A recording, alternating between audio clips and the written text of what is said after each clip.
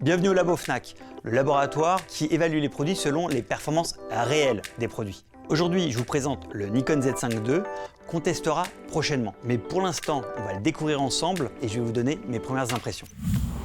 Si vous êtes habitué aux qualités photo de smartphone qui sont, c'est vrai, souvent très bonnes, cet appareil photo-là va vous faire une petite transition douce vers le monde de la vraie photographie. Ce Nikon Z5 II, c'est donc un appareil photo hybride plein format, un capteur CMOS 24,5 mégapixels, rétroéclairé, stabilisé, c'est-à-dire que quel que soit le mouvement, normalement, vous avez quelque chose d'assez qualitatif. Premièrement, l'écran d'affichage, lui, il est 2 fois plus défini par rapport à la première version.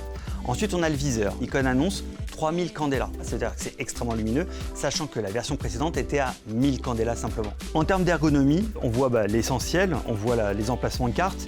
Il a par exemple 2 emplacements de carte SD UHS 2 et un port USB-C qui permet de faciliter la connexion et l'utilisation pour les streamers, pour les vlogueurs, pour pouvoir diffuser en live ce que prend l'appareil photo. Il est plutôt agréable à prendre en main.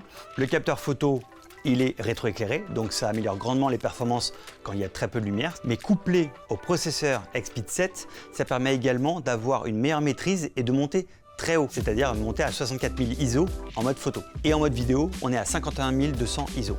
Au niveau connectique, on a vu qu'il y avait pas mal de choses, l'USB, la carte SD, les prises-casques classiques. On a également du Wi-Fi. Le Wi-Fi, en termes de fonctionnalité, ça apporte pas mal de choses. Et entre autres, ça vous permet de synchroniser directement les photos que vous prenez directement dans un cloud, que ce soit le vôtre ou celui de Nikon qui est entièrement gratuit. Un écran sur rotule qui évidemment peut aller dans tous les sens et surtout qui peut passer à la verticale ou à l'horizontale selon l'inclinaison de l'appareil photo. Niveau autofocus, 3 fois plus rapide par rapport à la version précédente grâce au processeur Expeed 7. Un autofocus qui détecte les chats, les humains, les voitures, les avions, les bateaux, les oiseaux et même les vélos.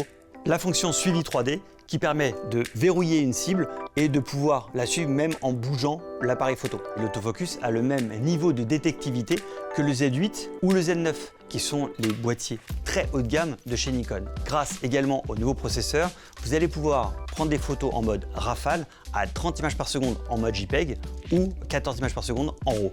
Fonctionnalité qui maintenant arrive sur tous les boîtiers modernes, en fait c'est le pré-déclenchement. C'est-à-dire que si vous voulez prendre un sujet qui va très vite et vous risquez de ne pas avoir un temps de réaction suffisamment rapide, l'appareil il enregistre 1 seconde avant même que vous ayez appuyé sur le bouton. Ça vous permet évidemment d'avoir le bon cliché au bon moment. Côté vidéo, Nikon annonce quelque chose qui est plutôt assez sympa. 4K 30 images par seconde en plein format, 60 images par seconde en APS-C et jusqu'à 120 images par seconde en Full HD pour faire des beaux ralentis. Côté codec, H.264, H.265 en 10 bits évidemment, HLG et N-Log.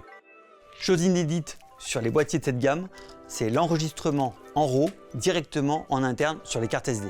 Et donc ces formats vidéo NRAW intègrent la possibilité d'utiliser les luttes, dont les luttes RAID, entièrement téléchargeables sur le site de Nikon. C'est totalement gratuit. C'est pour ceux qui sont fans de cinéma et qui veulent se rapprocher du style un peu hollywoodien des vidéos. Autre fonction assez intéressante, le mode présentation de produit. Si vous êtes face à la caméra, le focus est sur votre visage, vous placez un objet devant, le focus et la mise au point se fera automatiquement sur cet objet.